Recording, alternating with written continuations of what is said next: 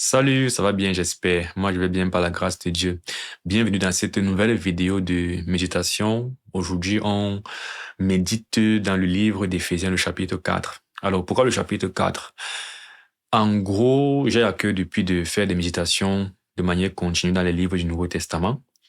J'ai commencé dans l'épître de Paul aux Romains, que je n'ai pas encore fini, parce que je suis très irrégulier là-bas. Mais en parallèle avec d'autres personnes aussi, on médite de manière hebdomadaire. Et ces derniers temps, nous sommes dans Éphésiens. Je me suis donc dit que le temps que je me réorganise pour continuer avec Romain, comme je le fais seul, je pourrais au moins se partager les méditations qu'on fait d'Éphésiens. Et comme ça, je pourrais aussi être plus ou moins régulier parce que, comme je disais, on le fait de manière hebdomadaire. Donc, c'est pourquoi nous sommes au chapitre 4 déjà. Voilà, vous allez essayer de prendre le train en marche. Et le principe reste un peu le même. On lit la parole et on essaie vraiment d'aller verset par verset, de partager, tirer des leçons et de s'encourager mutuellement. Donc, sans plus tarder, c'est parti. Bon, ce soir, on doit continuer avec Éphésiens 4, n'est-ce pas? Mhm. Ok, est-ce que tu veux prier pour qu'on commence? Ok, prions. Éternel Dieu de grâce, nous te disons merci pour la manière dont tu as encore pris soin de nous. Éternel, merci parce que tu permets que nous nous réunissons en ce moment, ce rendez-vous que nous avons fixé avec toi. S'il te plaît, viens et toi, celui qui éclaire, Seigneur, notre lecture, celui qui éclaire, Seigneur, ce moment, celui qui nous permet de comprendre vraiment quelle est la volonté qui est ainsi exprimé.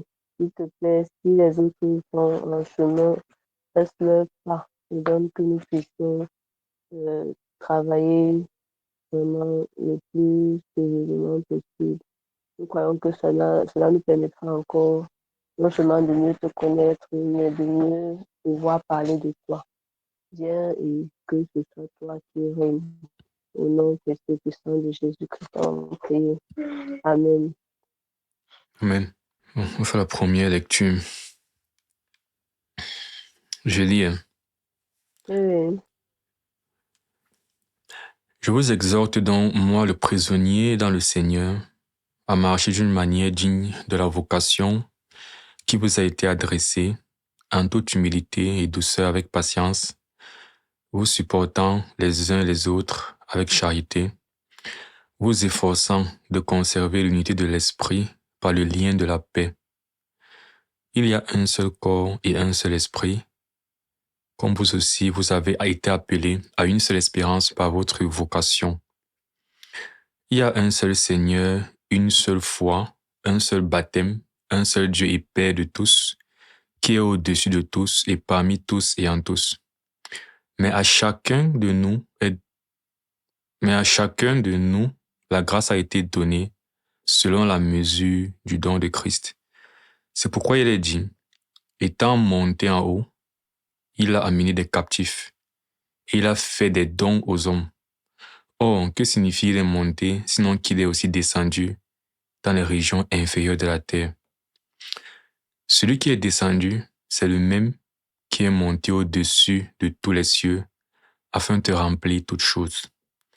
Et il a donné les uns comme apôtres, les autres comme prophètes, les autres comme évangélistes, les autres comme pasteurs et docteurs, pour le perfectionnement des saints en vue de l'œuvre du ministère et de l'édification du corps de Christ, jusqu'à ce que nous soyons tous parvenus à l'unité de la foi et de la connaissance du Fils de Dieu, à l'état d'homme fait, à la mesure de la stature parfaite de Christ, afin que nous ne soyons plus des enfants flottants et emportés à tout vent de doctrine par la tromperie des hommes, par leur ruse dans les moyens de séduction, mais que professant la vérité dans la charité, nous croissions à tous égards en celui qui est le chef, Christ.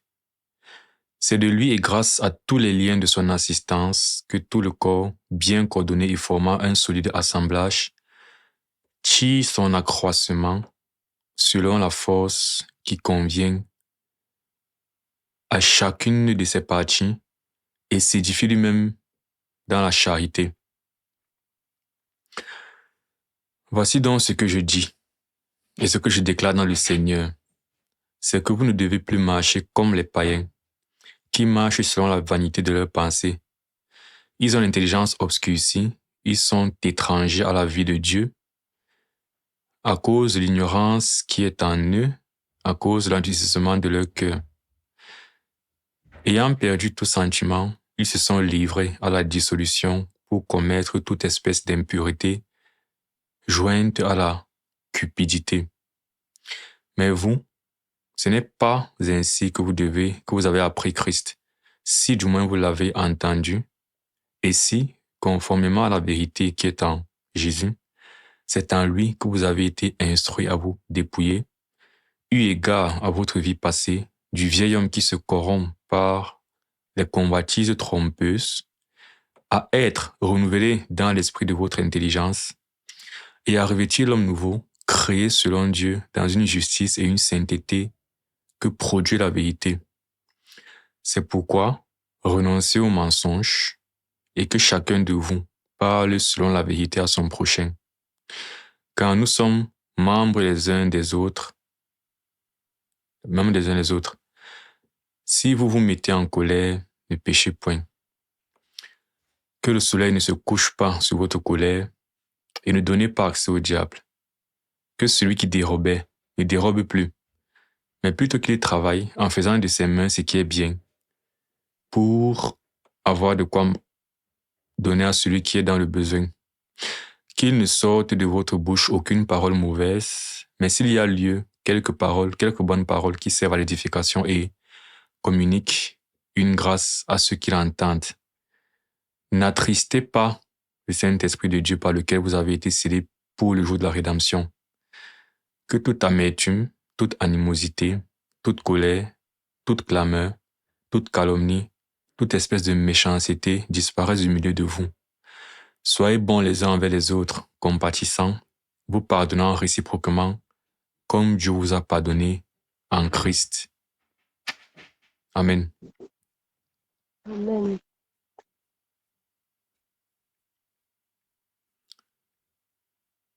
Bon. Du coup, qu'est-ce qu'on peut dire qu'on a comme idée générale, thématique, principale, ouais. Bon, moi, je pouvais dire qu'on parle de ce que ça implique d'être l'Église, en fait.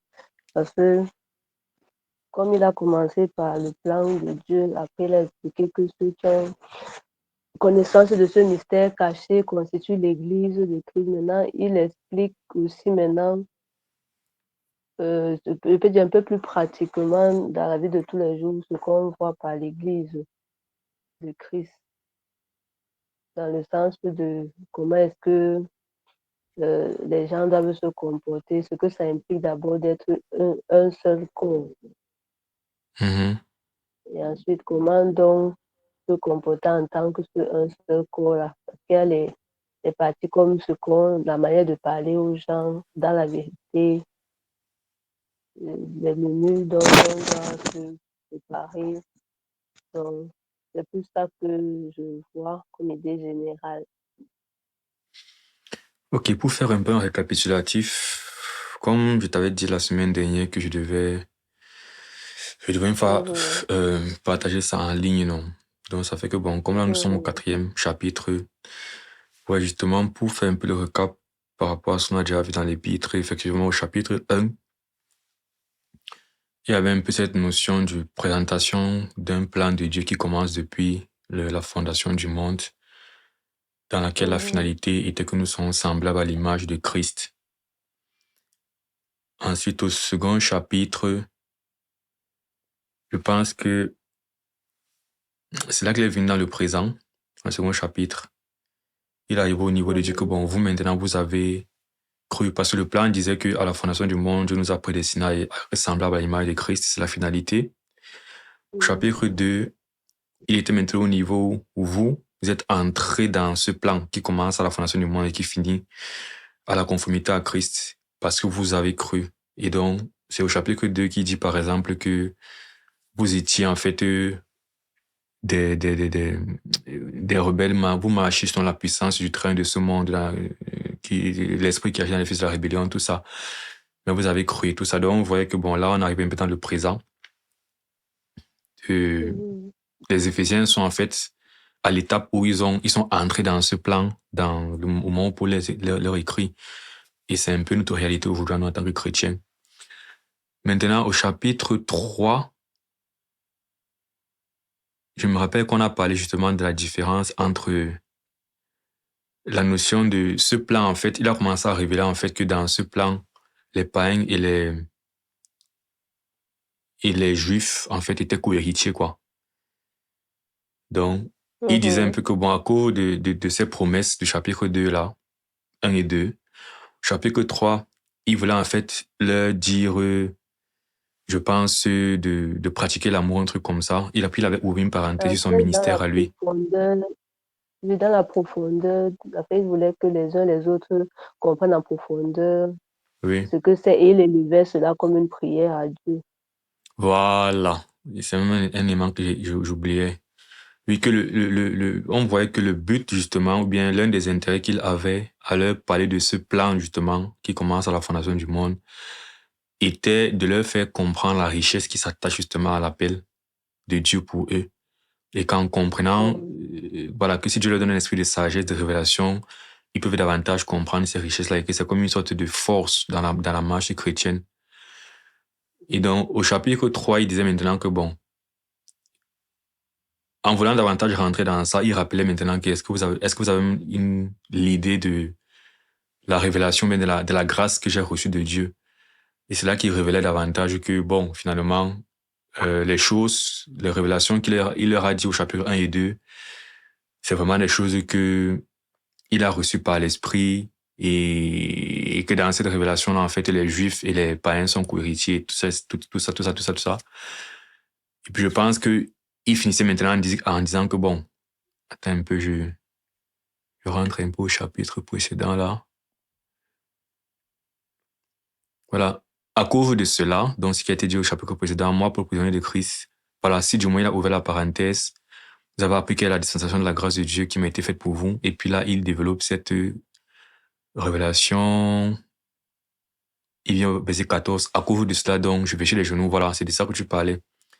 Mhm. Donc, il pêche les genoux devant le Père duquel tu son influence toutes les familles là-dessus, afin qu'il vous donne, selon la richesse de sa gloire, d'être puissamment fortifié par son esprit dans l'homme intérieur, en sorte que Christ habite dans vos cœurs par la foi, afin qu'étant enraciné fondé dans l'amour, vous puissiez comprendre, voilà, comprendre avec tous les saints quelle est la largeur, la profondeur, la hauteur, et connaître l'amour de Christ qui surpasse toute connaissance. Donc, il y a vraiment ce côté c'est important d'entrer en fait dans la profondeur de la connaissance du Seigneur et tout ça. Oh, celui qui peut faire tout. Donc, au chapitre suivant, donc, il dit, je vous exhorte donc. Donc, comme tu disais, ça veut dire que les conséquences de toutes ces réalités-là, il y a un plan dans lequel vous vous inscrivez. Que si vous comprenez davantage les choses que Dieu fait, en fait, ce sera une sorte de force pour vous. Bon, maintenant, aujourd'hui que vous êtes une église, je vous exhorte donc. Et là, tu disais qu'on voit un peu la vie d'église. Oui, parce que quand au chapitre 2, il finit sur vous êtes une habitation bien coordonnée, chapitre 3, il ouvre la parenthèse pour rappeler ce que tu viens de dire, qu'ils doivent comprendre la profondeur et il prie pour Mhm. ça. Et donc, ici, il vient un peu comme si, après le chapitre 2, justement, il dit qu'ils sont une habitation bien coordonnée. Il explique donc que cette église-là, c'est un seul corps, c'est les uns et les autres qui sont remplis de ce que le Seigneur a mis pour qu'ils fassent des ministères qui vont les édifier tous. C'est tout ce qu'il a décrit là, comment se comporter les uns envers les autres. Ok. Donc, il y a la notion du fonctionnement du corps. C'est un peu ça, quoi. Mhm. C'est le fonctionnement du corps. Et dans ça, c'est vrai que bon, l'application que j'utilise souvent pour lire la Bible n'a pas souvent les titres. Bon, malheureusement, c'est que le site là, je n'ai plus. Je veux dire, c'est une bonne chose que ça n'a pas les titres, mais je n'ai plus accès à ce site bizarrement depuis aujourd'hui. Le nouveau site que j'emploie, Mhm. malheureusement, me donne des titres. Ça m'énerve parce que ça me focalise Mhm. la réflexion. Parce que s'il y a un titre, en fait, là, ils ont mis l'unité de la foi. Tu vois. Mhm. Et Sauf en que, fait, c'est justement, je voulais me dire ça, que d'habitude, les gens parlent de ce chapitre comme l'unité du corps de Christ. ouais, Bon. ouais. Bon, en même temps, c'est pas non plus faux qu'ils aient mis ce titre, mais c'est juste Mhm. que Mhm. j'ai Ça l'impression que oriente j'aurais pu être plus déjà beaucoup. large. Oui, ça me fait Mhm. forcément voir l'unité. Mais bon, ils ont scindé en deux parties. Ils ont mis l'unité de la foi, et qui est la première partie. La seconde partie, ils ont mis la sainteté chrétienne opposée aux mœurs corrompues des païens. Et effectivement, Mhm. c'est ce feeling que tu as. Tu as, dans la première partie, cette notion de vous êtes le corps, et pour fonctionner, le corps doit être uni. Le corps a besoin, en fait, des outils, en fait, qui travaillent à cette unité, à cette croissance pour son bon fonctionnement. Mhm. Et vers la fin, on se rappelle comment il parlait, en fait, de ne pas vivre comme les païens, d'être Mhm. différent, tout ça. Il y a un côté de le principe du fonctionnement et les outils que le corps a à sa disposition. Et maintenant, pratiquement, euh, voici à quoi voir les résultats de ce corps. C'est que dans les fruits Mhm. de cette œuvre, il ne faudrait pas que il y ait une ressemblance avec le moi, mais il faut que vous soyez Ok. sains et différents. Donc, c'est un peu les deux Mhm. grandes parties. Ok, ça fait que ton premier chapitre, présentation du plan de Dieu, avec prière introductive. Deuxième chapitre, euh, dans le présent, c'est déjà, vous êtes ancré dans ce plan parce que vous avez cru. Troisième chapitre, je peux que vous compreniez donc davantage ce plan, sa profondeur, ça va vous aider à grandir. Quatrième chapitre, vous qui êtes donc dans ce plan, vous êtes une église, pratiquement vous êtes censé fonctionner. Et je pense justement que, par exemple, dans les éléments de la première partie, parlant de l'unité et des outils que le corps a, il y a la notion Mhm. de l'enseignement pour l'édification du corps du Christ et arriver à l'unité de la foi. Mhm. Ça veut dire que comprendre justement les profondeurs de ce plan et de la richesse et qu'il y a dans la paix de Dieu, ça va justement passer par ces outils que le Christ a donnés à l'Église Mhm. pour que, au travers de leur enseignement, justement, les membres comprennent ces choses, quoi. Mhm. Du moins, allons-y au verset. Est-ce qu'il y a des versets, avant qu'on ne fasse la lecture verset par verset, est-ce qu'il y a des versets sur lesquels tu voudrais qu'on s'arrête d'entrée de jeu? Bon, c'est un verset qui, chaque fois que je le lis, justement, ça me fait penser un peu à ce que tu venais de dire, que le Seigneur a donné ce qu'il faut pour l'éducation du corps. Et c'est au verset 8. Bon, on peut commencer au verset 7. Où on dit à chacun de nous, la grâce était donnée selon la mesure du don de Christ. C'est pourquoi il est dit, étant monté en haut, il a amené des captifs et il a fait des dons aux hommes. C'est que au Mhm. départ, j'avais beaucoup de difficultés à comprendre qu'il a amené les captifs sont les qui. Donc moi, chaque fois que je reviens sur ça, ça me rappelle que effectivement, comment on dit ça, le sacrifice à la croix, c'était lui qui, qui nous libérait en fait du péché et c'est après avoir justement fait le pas de s'engager avec lui, de vivre pour lui, de vivre la vie qu'il nous a donnée, qu'on reçoit justement ces dons-là, ces dons qui nous permettent de, d'édifier l'Église. Il y a ce côté où il a amené les captifs, c'est-à-dire il a pris des gens qui devaient des choses à cause de la loi et il a purifié par son sang, il a racheté par son sang. Et maintenant, grâce à cette nouvelle vie qu'il nous offre, il nous a, nous avons la possibilité de recevoir de lui. Et donc, il peut se manifester parce que le tout, c'est ça. Comme on soulignait, il y a toujours ce premier pas aussi. Si tu n'as pas fait le choix de changer de vie, de renoncer à ta propre vie, euh, même si tu fais l'effort avec tes propres forces, tu ne pourras pas réussir à vivre cette vie qu'il décrit là. Donc, c'est encore un point qui me... Chaque fois que je lis ce verset, ça me rappelle vraiment que vraiment, la première fois que j'ai lu, je ne comprenais pas ce qu'on appelait les captifs qu'il a amenés. Je n'avais pas encore Donc, bien en gros, vu tu le dis que mot les à la fin. captifs, en gros, c'est le fait que les hommes étaient prisonniers du péché et que, Mhm, comme quand ils meurent, ils nous libèrent du péché. C'est ça l'idée mhm, d'amener les captifs, c'est ça? mhm. C'est pour ça que je comprends ça désormais. Après Tu la comprends première d'abord fois où comment? je ne comprenais pas, en fait, qu'il est monté en haut, il a amené qui? Je ne comprenais Mhm. pas. Oui. Ok, il y a une compréhension là que tu vas me dire ce que tu en penses. Mais ça vient justement Mhm, d'une version en anglais, je pense que c'est dans Éphésiens, en King James, la manière dont on dit ce verset-là, verset 8.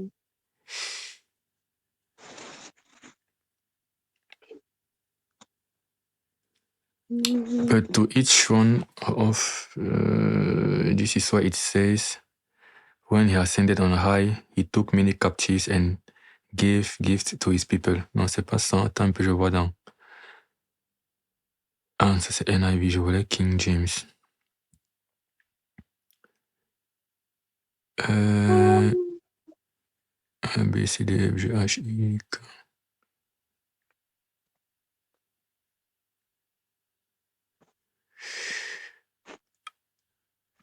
C'est le verset. Voilà.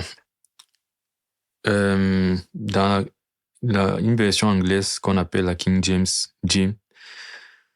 Wherefore he saith, when he ascended up on high, he led captivity captive and gave gift unto men. Donc on dit he mhm. led captivity captive.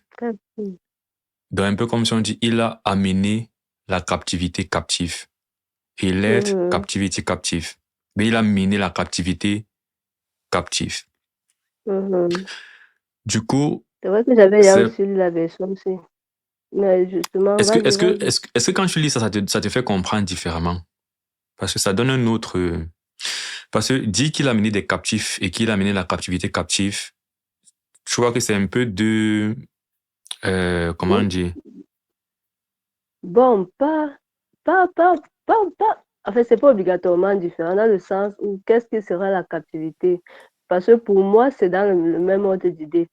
Quand on dirait qu'il a mené la captivité captive, c'est qu'il a Mhm, mené le poids du péché. Le péché rendait les hommes captifs. Donc, le fait que son sang délivre ou bien rachète fait que ce qui était demandé aux hommes, c'est ça qu'ils appellent peut-être captivité, ou bien qui était demandé aux hommes et qui les retenait, c'est ça qu'ils appellent captivité. Pour moi, c'est comme ça que je comprends ça même dans le deuxième sens. Peut-être lié au fait que j'avais parlé du premier, en fait j'avais compris ça dans le premier sens, mais je vois toujours le lien dans le sens où on dit souvent qu'il nous a racheté de nos fautes. mhm. Donc c'est déjà la captivité là, c'est les fautes parce que ça nous mettait sous le joug de l'ennemi. En fait, le Oui, péché oui, est originel. je vois un Mhm. peu. Avant de revenir sur ce qui est en train de dire, comme il cite un psaume, allons déjà voir le psaume qui cite là, le psaume 68, verset 19. Si ça rajoute un peu. Ah, je sais pas, puis j'avais la nouvelle Bible ici, vraiment, je n'arrive pas à lire rapidement comme je veux. Euh, Tu as dit Somme 68, 19. ouais, Là, il est écrit, hum, je lis, je peux lire. Tu es ouais. monté dans les hauteurs, tu as amené des captifs, tu as pris en don des hommes. Les rebelles habiteront aussi près de l'Éternel. Euh, ok. Je crois même qu'on avait aussi, j'ai aussi lu ça. Et le problème maintenant, c'était tu as pris en don des hommes. Bon, bref, continue d'abord. Ce que tu voulais Donc ça dire. dit, oui, le Seigneur au milieu de le Sinaï est dans le sanctuaire. Tu es monté dans les hauteurs, tu as amené des captifs, tu as pris en don des hommes. Ok, bon, ça veut dire que c'est très similaire, du coup, je ne vois pas plus d'informations. Bon, tu as amené des captifs. En fait, le truc, c'est que je suis d'accord avec la compréhension par définition, sa mort nous libère. Pour faire simple, c'est ça, non? C'est que sa mort nous Oui. libère de la dette que nous avions, le péché dont on était captif et tout le reste. Quand on dit être sauvé, ça avoir été, Mhm. par exemple, connaître la vérité vous s'affranchira. Donc, tout le concept autour de la liberté en Christ, en fait, libéré du péché, de la chaîne de la mort et tout ça. Moi, je comprends cette... Et même, je suis... Oui. et même parce que je crois que quand on parlait, on a parlé dernièrement je ne sais pas si c'était quand on était dans Romain ou autre part, quand on parlait de la résurrection aussi, parce qu'on dirait que s'il était juste mort, il était resté à mourir, il a lavé, comme on dit, les péchés, mais la résurrection apportait la nouvelle vie.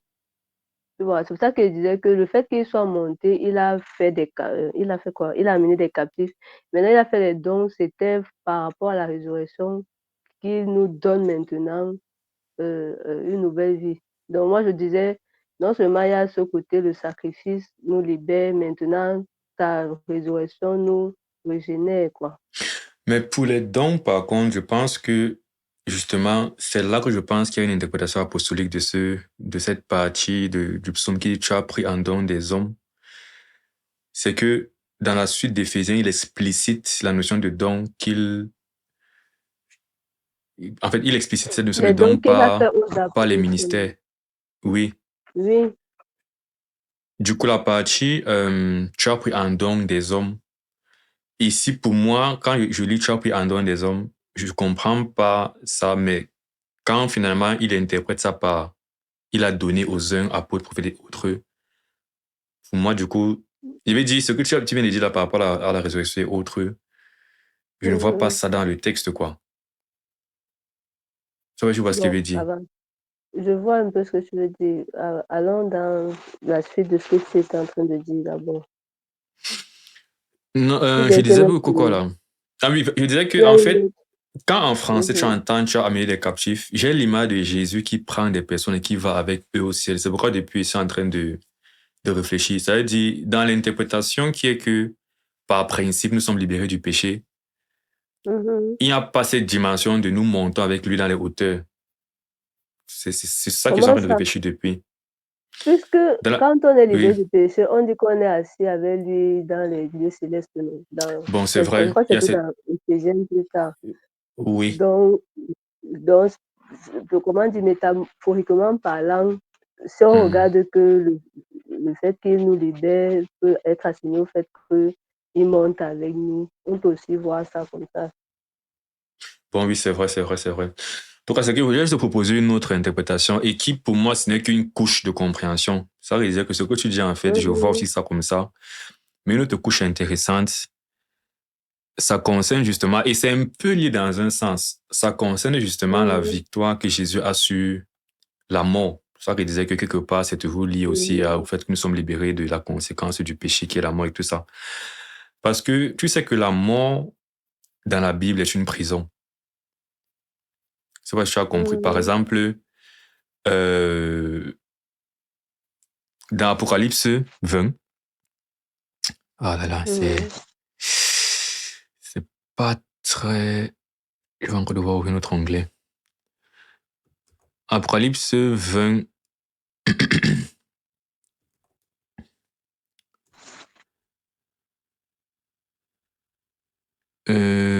attends,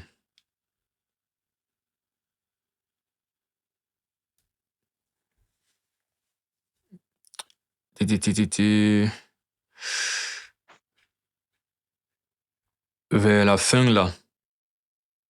mhm, Alors, on dit un autre, à partir du verset 13, on dit la mer rendit les morts qui étaient mhm, en elle. La mort et le séjour des morts rendirent les morts qui étaient en eux, et chacun fut jugé selon leurs œuvres. La mort et le séjour des morts furent jetés dans les temps de feu. Donc, tu as mhm, cette idée de les personnes, en fait, étaient dans un endroit qu'on appelle mort et un endroit qu'on appelle séjour des morts. mhm, Au point où ces mhm, endroits ont eux-mêmes été jetés aussi dans les temps de feu. Et donc, la mort, du coup, se présente comme une prison en réalité qui retient justement des, des morts. Tu vois ce qu'il veut dire? Et c'est comme si, c'est comme s'ils sont morts et ils sont allés dans un endroit, en fait, pour être, entre guillemets, dans une prison. En fait, même lorsque tu lis, je pense qu'on parle du fait des chaînes de la mort concernant Christ, non? L'expression chaîne de la mort dans la Bible, bien les liens de la mort, c'est comme ça, là. La Bible dit, en fait, il y a cette idée voilà. La Bible dit que Jésus a la clé du séjour, du séjour des morts, non?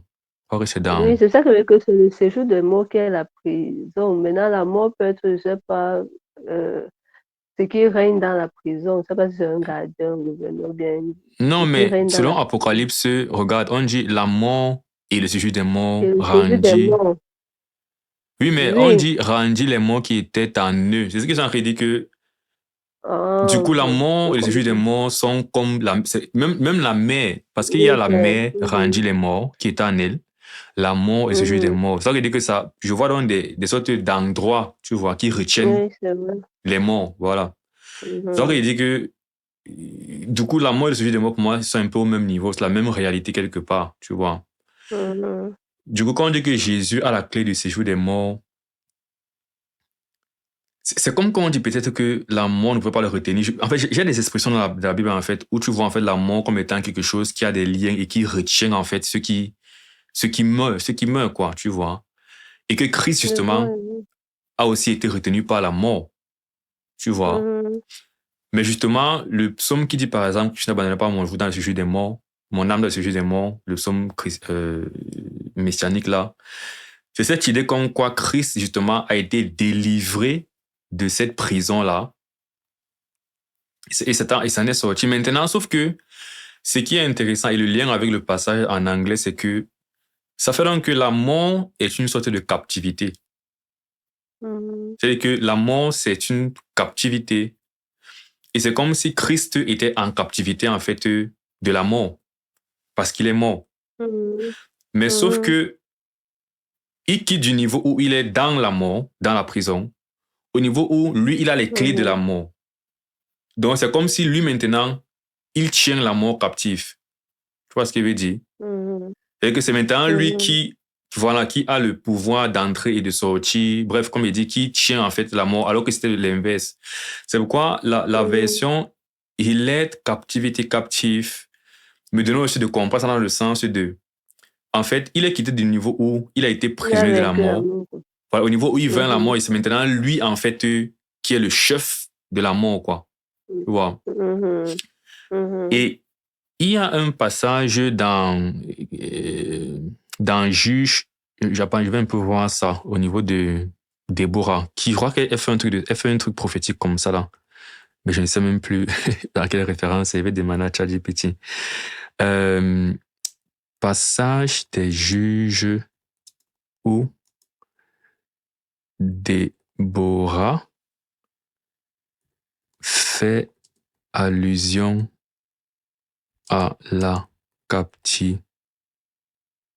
captivité qui a été menée captive. Je vais voir si retrouve ça. Ah, oui, parce qu'il y a le cantique que Déborah a fait justement après la victoire Mhm. de Mhm. Barak. Dans Juge 5. Mhm. Voilà, Juge 5, verset 12. Réveille-toi, Mhm. Déborah, réveille-toi. Réveille-toi, entonne un cantique. Lève-toi, Barak, et amène tes captifs, fils Mhm. d'Abinoam. Mhm. Lève-toi, Barak, amène tes captifs, fils d'Abinoam. Ce verset évoque politiquement le retournement de situation. Voilà, c'est justement, c'est que Israël, justement, vu que Barak vient justement libérer Israël de la captivité, bien de Mhm. l'oppression justement de leurs ennemis. Et maintenant, lui, il retourne tellement la situation que c'est maintenant lui plutôt qui, cap- qui emprisonne en quelque sorte leurs ennemis, quoi. Donc, il est Mhm. vaincu jusqu'à ce il fait des prisonniers. Et donc, j'avais Mhm. suivi en fait un passage dit que ce passage ici justement a justement cette portée prophétique, non? Sur, Mhm. en fait, que le fait qu'elle dise amène tes captifs, c'est pas anodin par rapport au Mhm. fait que dans le psaume, Mhm. il a amené des captifs, tu vois un peu le genre. Et Mhm. comme il disait par rapport à ce principe de la mort qui est une prison et tous les passages en fait qui qui donne cette connotation de prison à la mort, quoi. Et le fait qu'en fin de compte, Jésus-Christ est celui qui a les clés du séjour des morts. Tu vois, donc cette même Mhm. réalité-là. Mais c'est juste pour partager ça donc, comme Mhm. couche de compréhension, justement. Le premier niveau, c'est Mhm. vraiment ce côté de, oui, il nous libère par son sacrifice. Et maintenant, il y a aussi cette truc-là qui rajoute un peu de la profondeur et la complexité dans les voies de Dieu et dans sa parole, quoi, que je trouve très intéressant. Mhm. Donc, ça, c'est la première chose, la notion de, OK, il monte au ciel, il monte dans les lieux qui sont élevés et euh, c'était quel verset? Il est monté en haut, il a mené des captifs. Maintenant, tu dis la Mhm. seconde partie, comme on disait, il a fait des dons aux hommes, qui Mhm. est dit un peu différemment du psaume, parce que le psaume dit, il Il a a, fait des hommes dont, tu as pris en don des hommes. lui, il a pris un don des hommes. Et dans l'épître, on dit, il a fait des dons aux hommes. Or, que Mhm. signifie il est monté, sinon qu'il est aussi descendu dans les régions inférieures de la terre. Celui qui est descendu, c'est le même qui est monté au-dessus de tous les cieux, afin de remplir toutes choses, et il a donné les uns comme dons. Je veux dire que pour moi, ça fait donc que le verset, il a fait un don les hommes là. Je comprends que l'interprétation, bien le sens spirituel qu'on doit en tirer, c'est dans la suite, quand il a donné les uns comme apôtres et tout Les uns ça. comme apôtres. Oui, oui. Bon, mais comment on dit ça? Après, quand il va parler, bon, peut-être que ce ne sera pas ici. Bon, en fait, Tu c'était voulais pour dire dire quoi? que de manière générale, quand même, il parle souvent quand il parle des dons spirituels, Mhm. ce n'est pas toujours compté dans les dons qu'il a fait là. Bon, justement, ici, je pense, ça c'est l'un des passages pour moi où la notion de don est plus large que l'aptitude spirituelle. Tu vois, hein. Mhm. Pour moi, c'est vraiment ce côté de, je Mhm. vois l'Église comme étant l'entité qui reçoit des dons que le Christ lui fait. Et Oui. donc, Et Christ, en tu veux dire que définissant le le, don comme... Ok, je vois oui, un peu. le don pas comme Vas-y. l'habitude du genre, le don de miracle, mais le don comme l'office de l'apôtre. C'est que l'apôtre est une entité qui est une grosse aide à l'Église. Tu Quel don? vois. Voilà, maintenant, à l'intérieur de Je vois. l'apôtre, il y a l'aptitude du don, que l'apôtre a des prodiges et des visions, tout ça. Mais ça va Mhm. au-delà. L'apôtre est celui qui implante l'Église, qui est fondation de l'Église. Donc, ça fait que c'est une chose que le principe d'apôtre, en fait, le Seigneur, en définissant ça, c'est un don qu'il fait justement pour le fonctionnement de l'Église qui reçoit ce don-là. Et pas seulement Mhm. l'Église, parce qu'il dit il a fait des dons aux hommes, c'est que l'Église est l'instrument par lequel le monde est atteint. C'est-à-dire qu'en faisant ce don à Mhm. l'Église, c'est un don qu'il fait aux hommes. Oui, oui, Pareil avec eux. oui, oui. Donc pour moi, c'est l'un des passages, pour moi, le thème dont je ne suis pas très, je le comprends de manière très large. D'autant plus que ici, Mhm. s'il faut vraiment prendre la réalité directe dont Paul parle après avoir interprété le psaume, il ne parle pas des dons spirituels, mais Mhm. des ministères, Oui, tu oui. vois. Mhm. Donc, c'est pourquoi d'entrée de jeu, je ne prends pas directement dons ici comme les dons spirituels, genre les aptitudes, mais plutôt comme ces Oui, ministères-là. oui. Oui, qui sont des grâces, en fait, que l'Église a. C'est ça que je parlais, en fait, des outils que le Seigneur a donnés pour, justement, l'édification de ce corps qu'est les dons. C'est le don qui fait c'est le don qui fait l'entité de l'Église. Mhm. Maintenant, lorsqu'on entre dans ces dons, on peut maintenant diviser le fait que lorsque tu es prophète, par exemple, c'est un ministère, mais c'est une aptitude aussi, Mhm. tu vois. Mais en fait, le prophète, justement, Effectivement. parlant de ça, si tu remarques bien, les prophètes, généralement, c'est des personnes qui ne sont pas seulement là en train de donner c'est des personnes souvent qui ont un caractère, tu vois, qui sont assez Oui, oui, oui. consacrées, voilà. Et qui Mhm. parfois vont annoncer des choses, mais parfois aussi rappeler la loi et rappeler à la repentance et exhorter et tout. Donc, avec le prophète, je Mhm. pense qu'il a aussi quand même un cœur différent, tu vois, de l'évangéliste, par exemple, et ainsi de suite. Mhm. Pasteur, docteur, tout ça, donc. Je pense Ok. que du coup, ça, c'est un peu justement, bon, c'est l'un vraiment des nœuds de ce passage, et la notion du don Oui, que le Seigneur fait à l'Église et de ce que ça implique. Mais bon, ça, c'est ton oui. verset qui t'a marqué d'entrée de jeu. Mhm. Est-ce qu'il y a un C'était autre verset? oui, c'était pour le premier pan, là, justement, ce que l'Église doit être, comment elle fonctionne, quoi. Mhm, Maintenant, dans la deuxième partie, justement, dans ce qu'on devrait retrouver chez les chrétiens, en fait, la portion qui va m'intéresser, c'est celle qui va du verset 20 au verset 24, où il est dit, mais vous, ce n'est pas ainsi que vous avez appris Christ, si du moins vous l'avez entendu, et si conformément à la vérité qui est en Jésus, c'est en lui que vous avez été instruit à vous dépouiller. Donc, vous l'avez entendu, et conformément à la vérité, vous avez été instruit à vous dépouiller, eu égard à votre vie passée qui se corrompt, et à être renouvelé dans l'esprit de votre intelligence, et à revêtir l'homme nouveau créé selon Dieu dans une justice et une sainteté que produit la vérité. Donc, ce qui m'a intéressé, c'est que vous avez entendu, vous avez été instruit à vous dépouiller conformément à la vérité. Et maintenant, vous avez été renouvelé parce qu'il y a une justice et une sainteté que produit la vérité. Donc, c'était seulement pour souligner encore que dans cette deuxième partie, il va même interpeller les uns les autres à dire la vérité aux autres parce que souvent, je sais pas dans quel verset là, souvent il y a un verset là où il dit qu'il faut dire la vérité aux autres. Les gens prennent ça comme si c'est juste dire la vérité dans le sens où ne pas mentir tout court, non. Mais je vois ici mhm, vraiment la vérité dans ce que le Seigneur est venu dans l'évangile, quoi. Et c'est mhm, ça qui va produire dans des personnes qui vont être capables de faire un ensemble de choses. Donc, cette portion me fait comprendre la vérité dans ce sens-là. On entend d'abord la vérité, ensuite on est dépouillé conformément à ce qu'elle dit, et ensuite on est renouvelé, on produit la sainteté et la justice à cause d'elle. Donc, c'est ce que je voulais aussi souligner là, mhm. parce que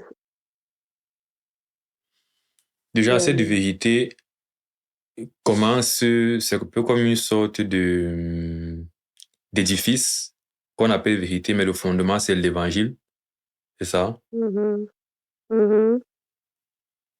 Genre, quand on entend, il faut dire la L'évangile, vérité. Oui, je oui, dis. l'évangile même, bon, oui, le fondement c'est l'évangile. Pour dire que l'évangile est le début de dire la vérité, non.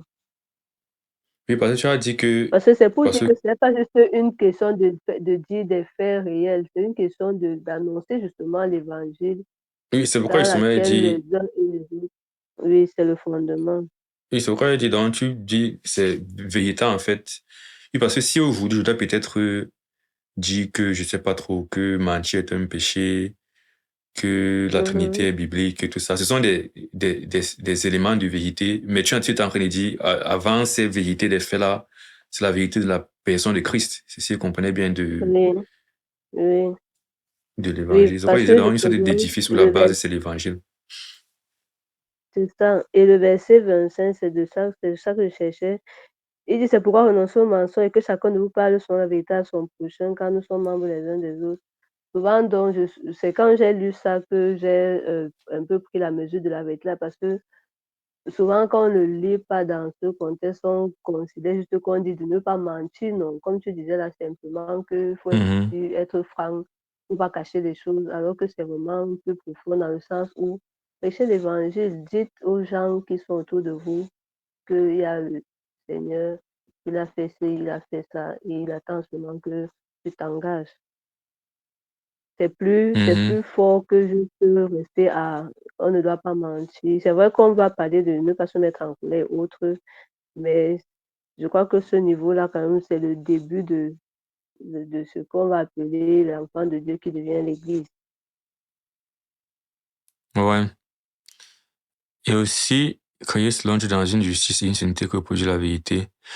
Mais dans le même sens, c'est que vraiment, c'est un continuum. On commence sur l'évangile et qui est fondamental et on va aux branches les plus extrêmes parce que dit peut-être que, comme me disait non, que je suis arrivé en retard Mhm. parce que je me suis levé tard. C'est dire la vérité aussi, tu vois, qui est une branche la plus extrême dont la racine en fait était d'avoir cru en Jésus-Christ et tout. Mais tous les éléments du système vérité ont cet effet justement de, Mhm. de produire la justice et la sainteté. C'est ce que je crois qu'on peut comprendre.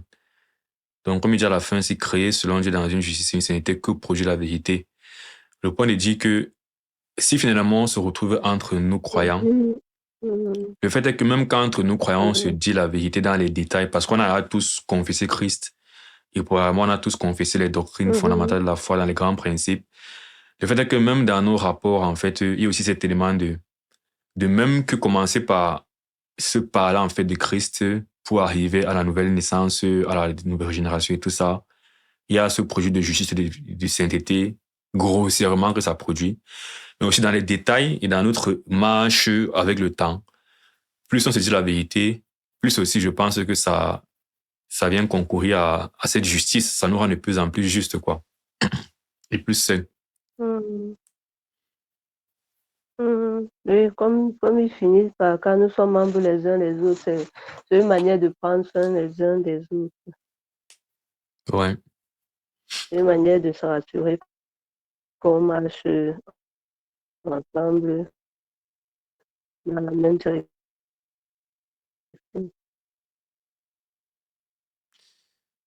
Ok. C'est qu'il y a tellement de pépites que je ne sais même Ok, pas. Je ce ne dirais sont pas comment il y a ces des. parties Ok. qui ont attiré mon attention. D'accord. Je pense qu'on va une fois passer au verset par verset. Parce qu'il y a tellement de pépites que euh, Ah, j'ai pas eu le temps de remarquer par mhm. des versets spécifiquement. Sinon, en fait, les mêmes versets que tu as pointés, surtout au niveau des dons. Donc, on peut une fois reprendre la partie Mhm. du début. Donc, on reprend. Donc, je vous exhorte donc, moi, le prisonnier dans le Seigneur, à marcher d'une manière digne de la vocation qui vous a été adressée, en toute humilité, avec patience, vous supportant les uns les autres avec charité, vous efforçant de conserver l'unité de l'esprit par les liens de la paix. Première chose, moi, le prisonnier dans le Seigneur. Comment tu comprends ça? Mhm. Je rappelle que même au verset 3, il commence par à cause de cela, moi, le prisonnier de Christ pour les païens. Donc, je vois toujours le côté, il s'est donné, non,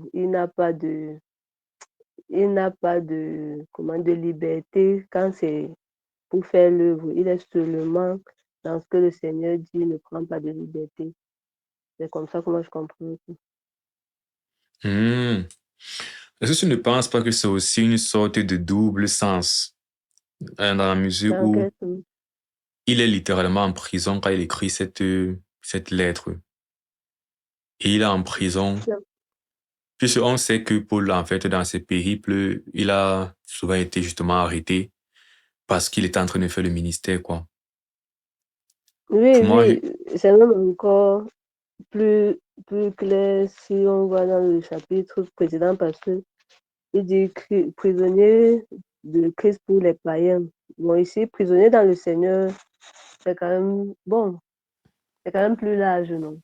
Bon, bref, oui, les deux oui, mais sens c'est se dans dégagent. le même esprit, c'est que, bon, peut-être la dernière fois, je me suis pas arrêté sur l'autre là, c'est que c'est maintenant que ça me frappe, tu vois, Mhm, la partie prisonnier. Sinon, j'aurais mhm, fait le commentaire mhm. dans le chapitre précédent. Mais oui, s'il a dit ça, c'est que c'est le même esprit. C'est de dire que moi, quand je vois ça, surtout connaissant sa vie, je ne prends pas ça juste comme une figure de style dans le langage, mais comme, bon, Mhm. une figure quand même dans le sens que il emploie, comment dire, un double sens. C'est-à-dire que prisonnier dans le sens que tu as Oui. dit, que vraiment, moi, je vis seulement. D'ailleurs, il a dit dans Romains que il est esclave, en fait, du Seigneur. Donc, ça veut dire que il n'est Mhm. pas libre, en fait, tu vois.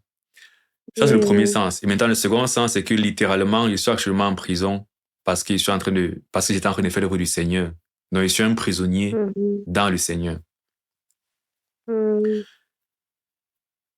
Et donc, du coup, c'est fort de voir que même dans la prison, il continue le ministère, quoi. Et Mhm. continue à écrire les lettres. Et justement, waouh, je vais me rendre compte. En fait, il est en prison.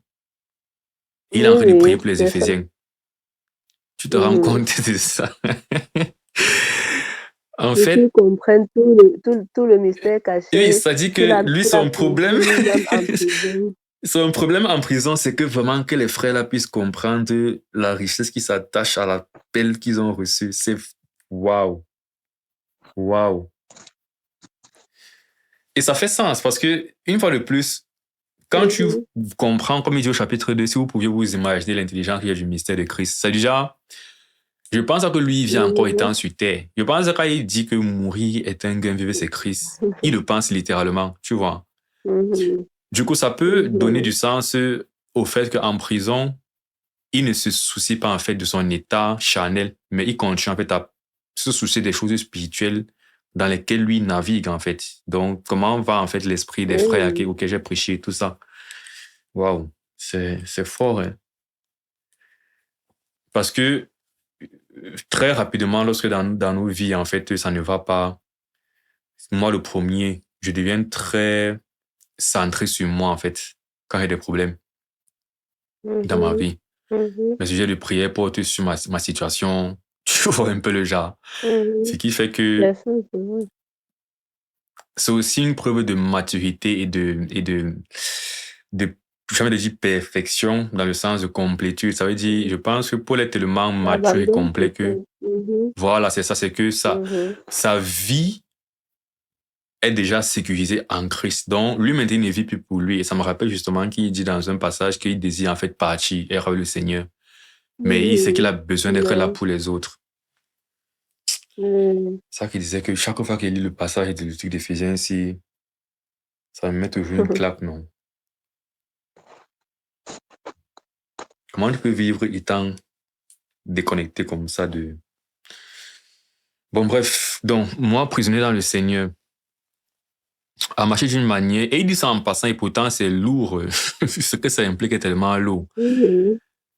À marcher d'une manière, mais j'imagine que ceux à qui il écrivait potentiellement savaient qu'il écrit d'une prison, donc je pense qu'eux pouvaient comprendre la portée de Oui, cette oui. petite expression qu'il a dit là. À marcher d'une manière digne de la vocation qui vous a été adressée. Maintenant, là, le thème vocation, Mhm. comment tu comprends ça?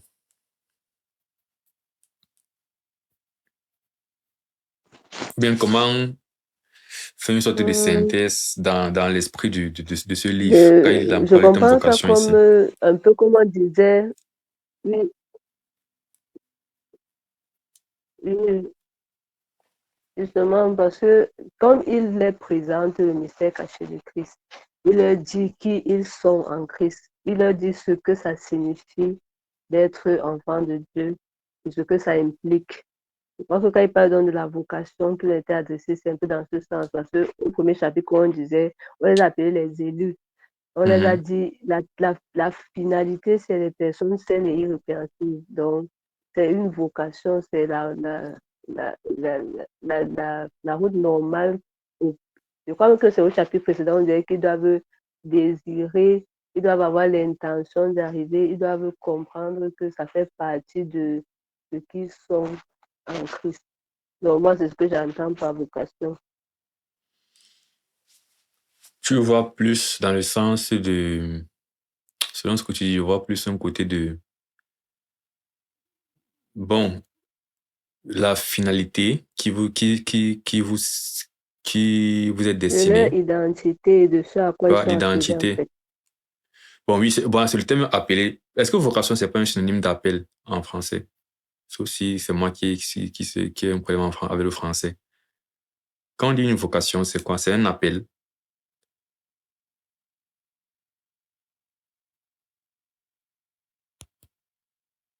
Mhm. Allô? Un appel, oui, un appel, disons ça comme ça.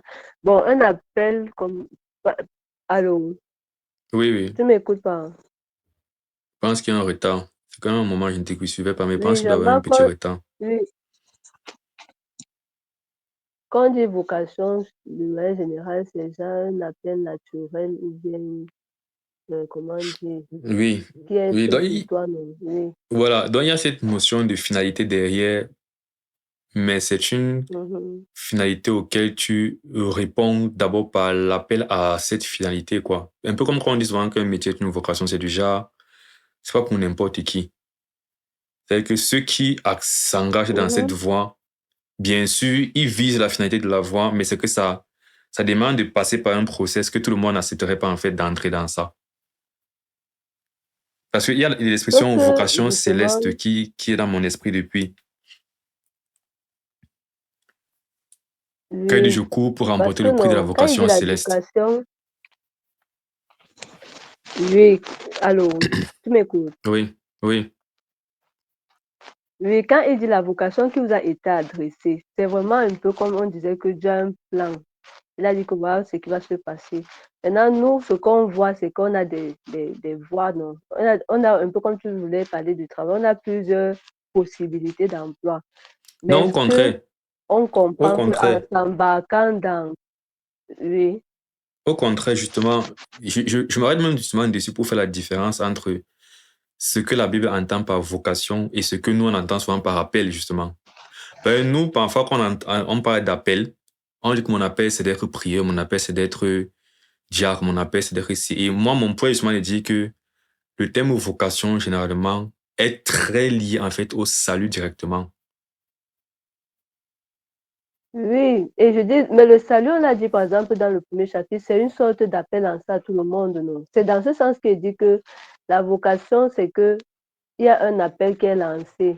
Voici, euh, Dieu vous aime et il veut que vous tous soyez sauvés. Maintenant, je disais que la vocation, ce sera maintenant que ceux qui vont accepter là, voici ce que vous êtes censé devenir. Mais Donc, regarde celui qui ce que le accepte, verset dit. oui, Marchez digne de la vocation qui vous a été adressée. Ça, c'est un qui truc qui vous est a été unique. adressé. Oui. La vocation qui vous a été adressée, c'est ça que j'étais en train, tu m'as pas laissé terminer tout à l'heure. Je terminais en disant que c'est que dans plusieurs emplois, tu as choisi un emploi, non. L'emploi là a Mhm. une finalité. L'emploi là a une marche à suivre. Maintenant, quand tu choisis l'emploi là, tu peux le choisir de deux manières. Par vocation, c'est-à-dire, tu sens que l'appel là, c'était pour toi et que, ou bien tu le choisis seulement parce qu'en attendant de faire autre chose. Et je disais donc que maintenant, dans le sens-ci chrétien, comme il a décrit depuis le début que voici ce que le Seigneur avait prévu. Ceux Mhm. qui sont appelés les élus là, voilà où ils vont. Sachez présentement que vous tous que vous êtes engagés, parce qu'au deuxième chapitre, on a dit qu'il parle maintenant dans le présent. Voici ce que ça signifie pour vous. Et maintenant, quand il dit que marcher de manière digne de la vocation, il dit que marcher de manière digne de tout ce qu'on vient d'expliquer qui est censé être vous. C'est ça que je parlais c'est une question d'identité, de finalité, parce que tout ce qui est censé être vous, là, on doit voir ça se manifester. Et si vous dites Oui, que la vocation, là, vous concernait, et que vous oui. l'avez emprunté, on doit le voir marcher de cette manière. Oui, oui, mon point justement, il dit que la vocation est singulière, tu vois. Et je crois qu'on dit la même chose. Mon Oui. point, il dit que la vocation, c'est la vocation céleste. Donc la vocation, c'est l'appel à être semblable à l'image de Christ. C'est finalement ça l'appel, non? Quand on dit que Dieu Bien appelle que, les hommes. bon, peut-être comme tu as dit que les gens disent souvent appel à la prière, appel à ceci, parce que l'appel d'abord, c'est d'abord le premier appel, si Oui, on veut c'est dire justement comme ça. pourquoi je veux m'arrêter, non, pour faire la remarque, remarquons Oui. que, et c'est que généralement, quand Mhm. je vois le mot appel et vocation en général dans la Bible, c'est toujours dans un contexte où Mhm. C'est l'appel ça à que, être oui, oui. comme Christ. Ce n'est pas souvent que mon appel, c'est que Mhm. tu as reçu ton appel. Ton appel, c'est C'est quoi? Mon appel, effectivement, c'est d'être plombier de l'église. Non, c'est vrai. ça c'est un second sens du mot appel qui n'est pas peut-être problématique, tu vois. Mais Il y a parfois, eu, la dérive, mhm. parfois, ça c'est quand souvent Justement. les gens se privent de faire des choses que tout chrétien est censé faire parce qu'ils ont l'impression qu'il y a un truc spécifique que c'est écrit dans la fondation du monde qu'il faut Mhm. qu'ils fassent. Il dit maintenant que cette approche de trucs prévus depuis le départ par Dieu, tout, quand la Bible mentionne ça et met un mot dessus, c'est le mot appel. Du coup, Mhm. si tu prends ce sens du mot appel pour l'appel à être Mhm. semblable à l'image de Christ, qui est unique et La commun à tous les vocation. chrétiens, et tu peux Mhm. maintenant appliquer ça sur une tâche spécifique à quelqu'un, ça devient un peu Mhm. tricky, tu vois. Parce que quand tu oui, j'ai compris. dis que mon appel, c'est d'être récemment à l'image de Christ, je peux Tout ce baquer que ça tu avec vas faire, oui. Éphésiens, c'est du genre, c'est ce qu'Éphésiens a dit, c'est que depuis la fondation du monde, tu as été appelé à être comme Mhm. Christ. C'est un truc, c'est ta vocation, c'est ta mission et tout, tout, tout, tout. Maintenant, on dit que ma mission à moi, c'est pas d'évangéliser, mais c'est de chanter.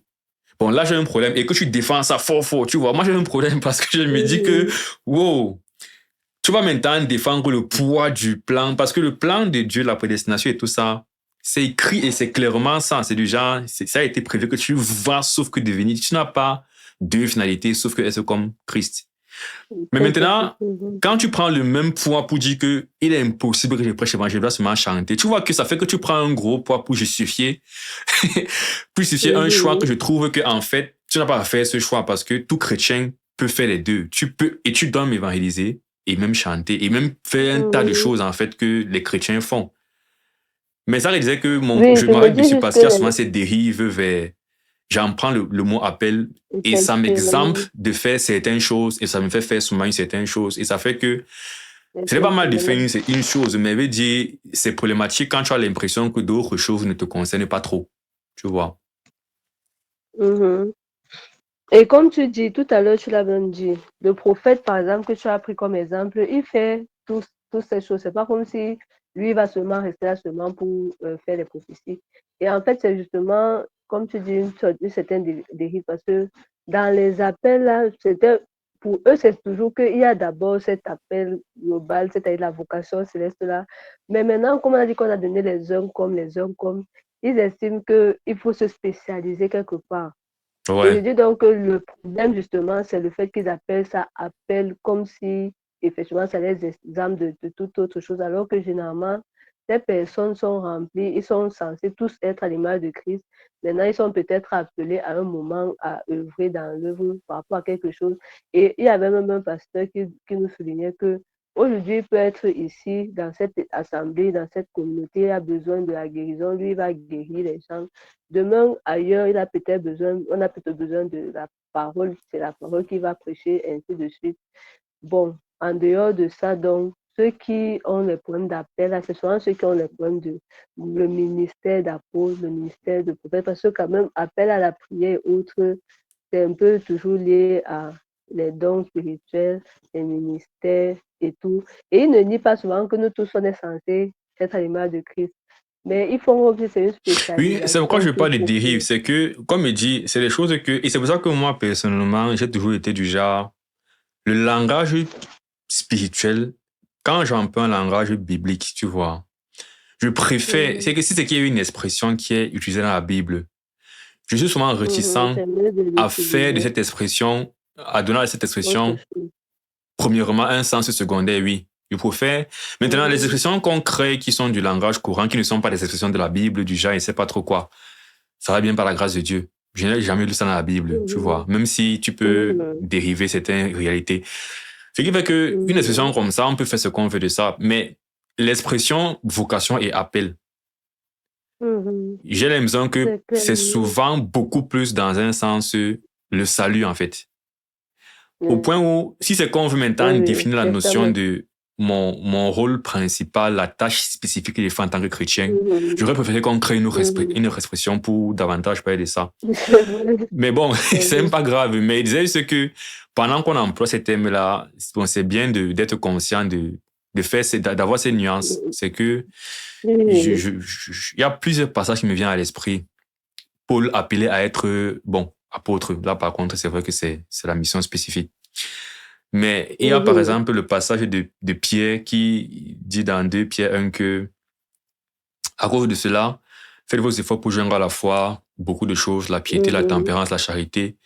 Et puis il dit, si ces choses sont en vous, vous ne seront pas oisifs pour la connaissance du Seigneur Jésus-Christ. Mais celui-là qui ne sont pas, il est aveugle et tout, tout, tout, tout, tout. Après, il dit, c'est ainsi en effet que vous serez digne de votre vocation et de votre... Qu'est-ce qu'il dit? Mhm. Il dit un truc du genre, montrez-vous digne. C'est même pratiquement la même expression. Attends, il pas voir ça que ce que Paul dit ici. Et là-bas, encore, il emploie le terme vocation, je pense bien. Il dit, c'est Euh, pourquoi, frère, appliquez-vous 2 Pierre d'autant 1. plus à affermir votre vocation et votre élection. Voilà. C'est pourquoi il demandait de faire la synthèse entre vocation ici et tout ce qu'on a vu au départ. Parce que c'est justement les trucs qui sont liés. C'est du genre, Mhm, tous sont appelés, mais peu sont élus. Moi, je comprends ça comment. mhm. C'est ce que j'ai jugé dans la parabole des noces, non? Comme on disait, Oui, en fait, oui. le Seigneur appelle dans un sens tout le monde. Tous les hommes sont appelés. C'est le fait que Mhm, l'évangile doit être prêché à toute la création et tous les hommes, on doit le prêcher. Mais la réalité, c'est que certains répondent favorablement. Ce sont eux qu'on sait qui sont élus. mhm, C'est-à-dire que tout le monde est appelé, mais tout le monde n'est pas élu. Et maintenant, mhm, ce que Pierre dit, c'est du genre, bon, toi qui non seulement es un appelé, et en plus même est un élu, donc tu as répondu à l'évangile, tu as accepté le Seigneur Jésus-Christ, eh bien, affermis ça. Donc ça revient à ce que Paul est en train de dire. mhm, Montre-toi mhm, digne de cela. C'est comme on dit souvent, tu es un saint appelé à être saint. Tu es un saint qui se sanctifie. mhm, Donc en principe, tu es assis avec Christ au ciel, tu seras conforme à lui, tout, tout, tout, tout. En principe, maintenant dans ta vie de tous les jours, pratique ces choses que tu as déjà spirituellement parlant. Mais c'est tout mhm, dans cette continuité du plan de Dieu, c'est que ta finalité, c'est d'être parfait à l'image de Christ. Et comme on disait, donc, il y a donc cette dualité dans le temps présent, qui est que même si on sait que la finalité, c'est d'être comme Christ, dans le temps présent, il y a le rôle de Dieu qui travaille dans ma mhm. vie. Et Et notre il flamme. y a mon obéissance consciente aussi à ces choses. Et les deux Mhm, vont ensemble. Et donc, dans ces passages, on laisse maintenant le fait que Dieu... En fait, comme il disait, Paul finit de t'expliquer les principes en l'air, que il faut que tu comprennes mhm. maintenant en attendant, non. Ne La manque fête pas. pas. Dis la vérité. Ouais. Voilà. C'est Mhm, déjà tant, tant, tant, tant. Et c'est toujours cet équilibre entre les deux là qui est intéressant de voir. Ah, et moi, il dit toujours qu'avoir à l'esprit le plan de Dieu et les révélations et tout, ça donne une sorte d'encouragement et d'assurance qui fait mhm. que quand dans le présent et dans ma chair j'ai des difficultés, je me réfère à cette révélation là. Effectivement, et l'espérance produit la Voilà. persévérance et Voilà, la bienveillance. exactement. C'est ça qui fait que je n'abandonne pas, que je persévère, parce que je sais simplement où je Mhm, suis en train de partir, donc ça me donne la force de me relever et tout ça. mhm, Euh,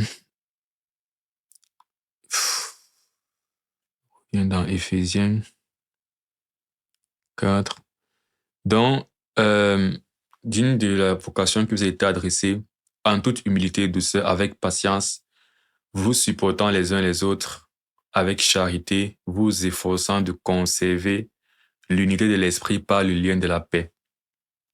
Ça aussi, c'est vraiment très fondamental. Dans ces premiers versets, on voit déjà que, en abordant justement la notion de l'entité de l'Église, il met un accent mhm, sur la communion fraternelle, dans le rapport entre mhm, les membres de l'Église. Il dit vous efforçant, donc vous mhm. supportant les uns les autres. Il y a la notion de... On est Il commence par vous ensemble. supportant. Mhm. Donc, tu vois, Oui. ça inclut déjà qu'on sait que dans les rapports entre hommes, ça peut être difficile. Il faut donc intégrer déjà le fait de supporter l'autre avec charité. Mhm. Douceur et humilité. Et maintenant, vous efforçant, et c'est ça qui est intéressant, il dit conserver l'unité de l'esprit par le lien de la paix. Mhm, En d'autres termes, où il n'y a pas la paix, l'esprit n'est pas à l'aise, l'esprit n'est pas mhm, uni. mhm. Ce qui fait que l'esprit Oui, soit uni, c'est la paix. Donc, le lien pour la atteindre, ou bien paix la clé pour démontre, atteindre l'unité, c'est la paix. oui, la paix démontre qu'on a pu réussir à se mettre d'accord et marcher ensemble.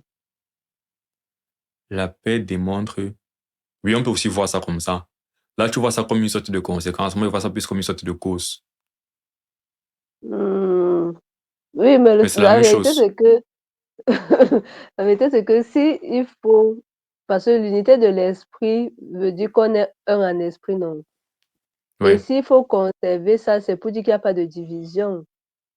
Mais Et regarde, justement, c'est quand il n'y a pas de division qu'il y a la paix. mais regarde, justement, Oui, dans un contexte où il fait une recommandation, la question qu'il faut se poser, oui. c'est qu'est-ce que moi je peux améliorer pour être dans la recommandation? Tu vois que ici, C'est-à-dire en que fait, c'est, l'action de s'efforcer, c'est pas au niveau de l'unité, c'est au niveau de la paix, en fait.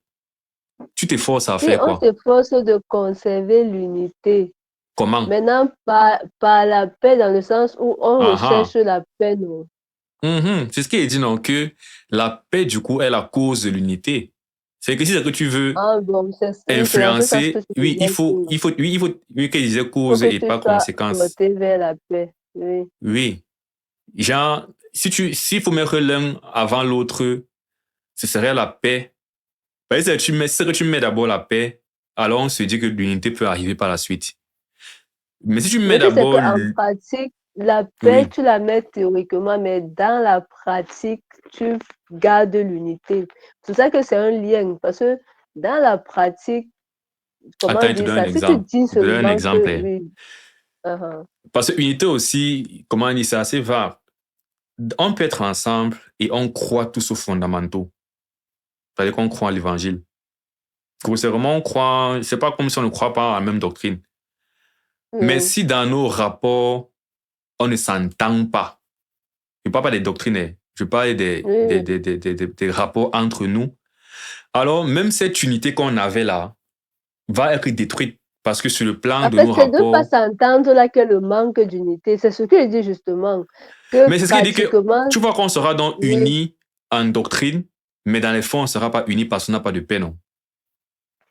non, on n'est pas unis. Bon, on a dit l'unité de l'esprit, hein. L'esprit là dont on parle, ce n'est pas Oui, la doctrine. C'est c'est pas ce les qui dit que, mais mêmes. en fait, ça va ensemble. Ça veut dire que si deux personnes sont d'accord sur, ça veut dire c'est pas la foi, mais les deux ne s'aiment pas. Il y a une unité doctrinale, mais il y a un Non, pas qu'ils problème. ne s'aiment pas, mais ils peuvent être d'avoir comment l'autre avait Oui, fait il est ça. différent, non? Par exemple, Quand quelqu'un Paul, par exemple, avait dit que c'était Kima qui était parti de son côté. oui. Ou bien, oui, doctrinalement, ils n'ont pas de problème, mais maintenant, l'autre est parti, il a préféré que l'autre aille avec l'autre parce il n'était pas d'accord de sa manière de fonctionner. Est-ce que l'on va dire qu'il manque la paix? Dans un sens, oui. Après, Ah, je veux dire, bon, pour leur cas de figure, on peut dire que c'est une sorte de, je dirais simplement que ça aurait été mieux s'ils restaient ensemble, pour faire simple. Pour moi, c'est un peu comme le mariage et le célibat. C'est déjà celui qui se marie fait bien, celui qui est célibataire fait mieux. Dans le sens que ce n'est pas un problème au sens qu'il y a un péché, tu vois un peu le genre. Mais on c'est ça, voit et que que comme ce à n'était pas un l'origine, non, problème, mais ce qu'il veut dire, c'est qu'à l'origine de cette division, il y a eu un problème, c'est ce qu'il veut dire. C'est que ça crée bon, ils maintenant un n'étaient pas état où, d'accord sur la manière de fonctionner. C'est ce c'est donc. oui, mais tout part en fait Parce d'un que problème la qui s'est parole dit aussi posé qu'on ne marche et il y a eu pas une ensemble sans résolution. s'accorder. Mais c'est ce qu'il avait dit Si, que, regarde, il y a eu un oui, désaccord, tu vois. oui, Mais s'il n'y a plus de désaccord à la base, il y aurait plus la situation où ils avancent deux à deux. Maintenant, il y a le désaccord. Quand il y a un désaccord, on peut soit, attends, quand il y a un désaccord, on peut soit mal gérer le désaccord et ça finit sur des problèmes. Ou alors on le oui, gère bien et ça finit sans problème comme ils ont fait, tu vois. oui, Mais oui. le point est dit que le Maintenant, désaccord a quand ça finit créé, sans problème, oui, ok, je comprends. Parce que je voulais dire que quand ça finit sans problème comme ça, puisqu'on ne peut pas vivre, tu as dit tout à l'heure qu'il a commencé que vous supportant les uns les autres. Ça veut dire qu'on ne peut pas vivre hmm, sans qu'il y ait justement ces des différences d'opinion et autres. oui, bon, Donc, d'une oui, d'une vas-y. certaine manière, moi, je voyais plus l'unité dans le sens qu'on est quand même d'accord dans où on va, même si on n'est pas d'accord sur la manière d'y aller. Bon, mais si Mais tu, je dis ce que de manière excellente, non, c'est du genre, normalement, dans disons que l'idéal, Paul et Barnabas, disons qu'ils ont été matchés dans la résolution du conflit, par exemple. Le fait est de mhm, dire que plus il y a des frictions, plus il y a des chances que l'unité soit perturbée. C'est que oui, justement, tu n'es oui, pas mature, tu auras du mal à gérer ça comme eux en te séparant sans qu'il y ait de problème, par exemple.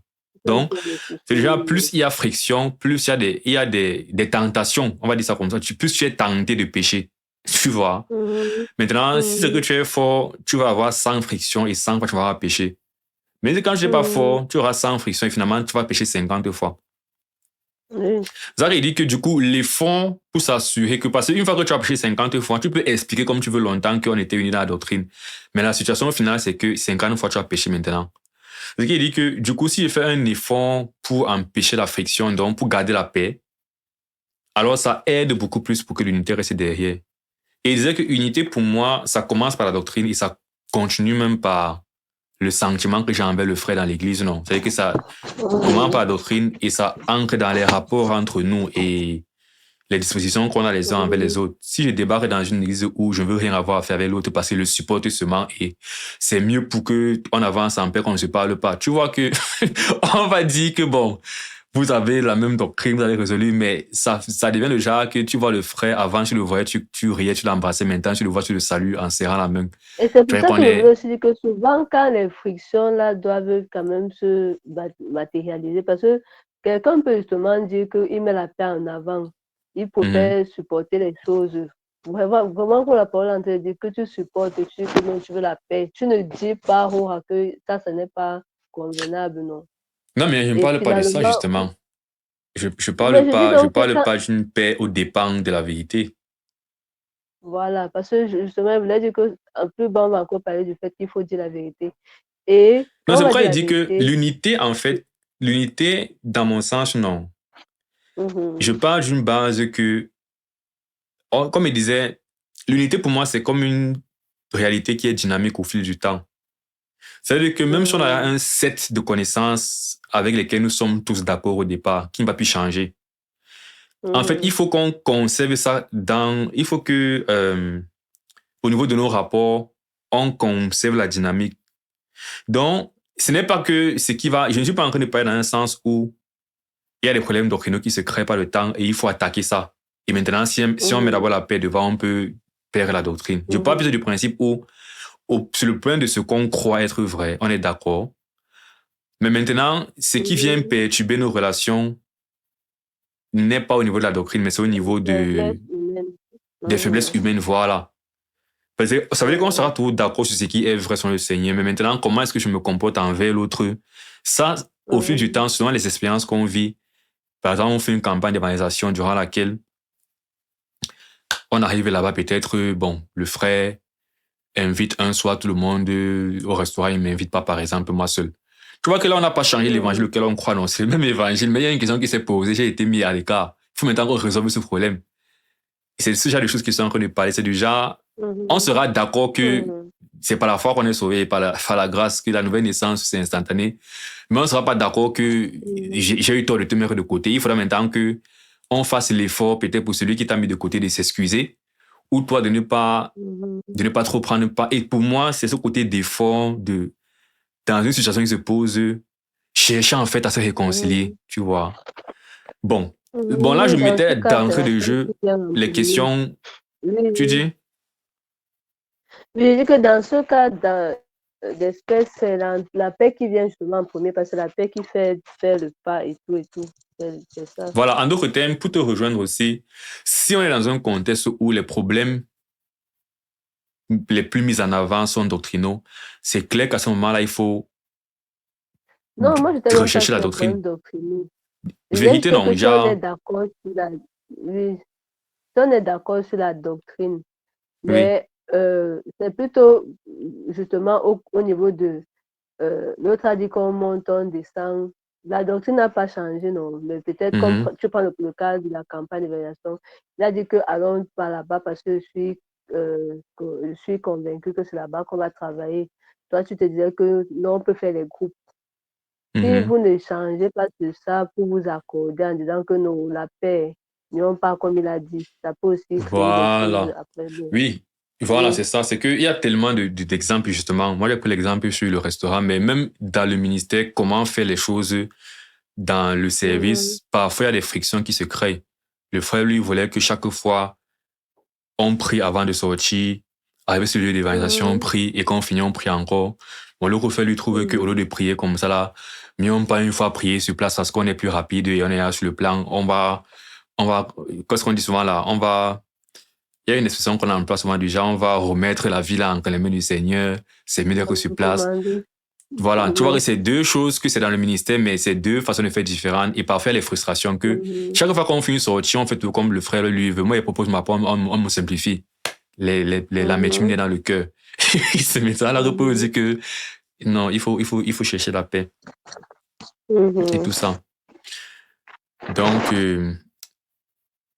parce que comme on dit, c'est que c'est clair que lorsque tu es quelque part et que la tête de quelqu'un t'énerve, bien qu'il y a l'amertume, la rancœur envers une personne et tout, c'est vrai que l'esprit n'est plus... Parce qu'il disait que l'esprit, au-delà d'une notion doctrinale, un set d'affirmations qu'on accepte, qu'on est d'accord, il y a même la vie et le ressenti. C'est-à-dire que quand, dans nos membres, en fait, on n'a pas les dispositions les uns envers les autres, il y a aussi une perte d'unité de l'esprit. Et pourtant, on va tous C'est confesser vrai. les mêmes réalités. Ouais. Donc, ça a vraiment du sens que c'est le lien de la paix qui permet de conserver l'unité de l'esprit.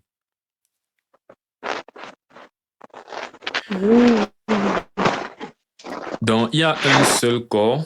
On va finir sur ce dernier verset. Un seul corps, un seul esprit. Comme vous aussi avez été appelés à une seule espérance par votre vocation. Voilà encore ça. Une seule espérance par votre vocation, dans une vocation commune. Il y a un seul Seigneur, une seule foi, un seul baptême, un seul Dieu et Père. Tan, tan, tan, tan, tan, tan, tan. Je connais ça. Ouais.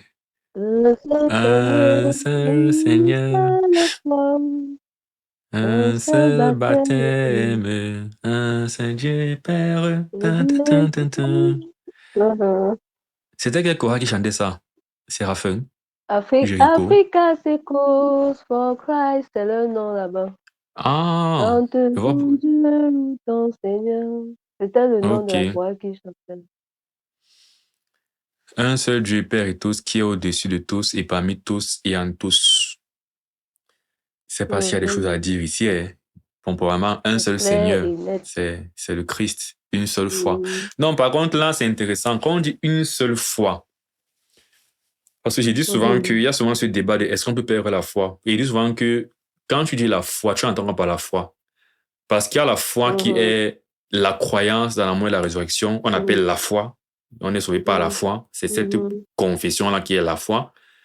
Il y a aussi la foi qui est, bon, il s'est éloigné de la foi, mais on parle de quelqu'un qui, voilà, s'éloigne d'un set, voilà, un set de réalités, en fait, qui sont rattachées à, à ce que Christ enseigne. Donc, quand il dit une seule foi, est-ce que tu entends un seul évangile, une seule profession? Tu entends, comment tu comprends une seule foi?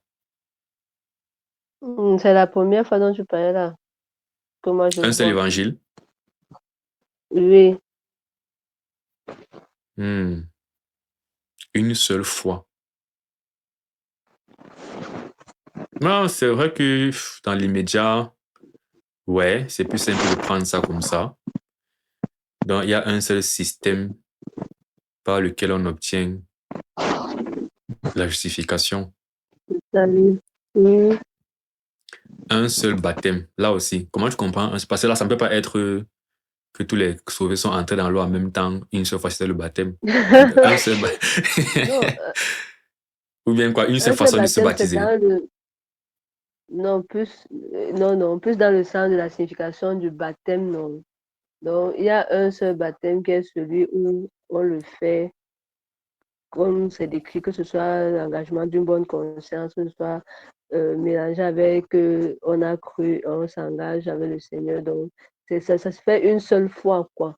Parce que les évangélistes, justement, avaient pris ça pour, comme je disais, souvent laver le cerveau des gens pour dire que on se baptise une fois et si les gens les réveillent, les réveillés en fait, vous embarquent et vous demandent encore de vous baptiser, ce n'est pas nécessaire et tout et tout.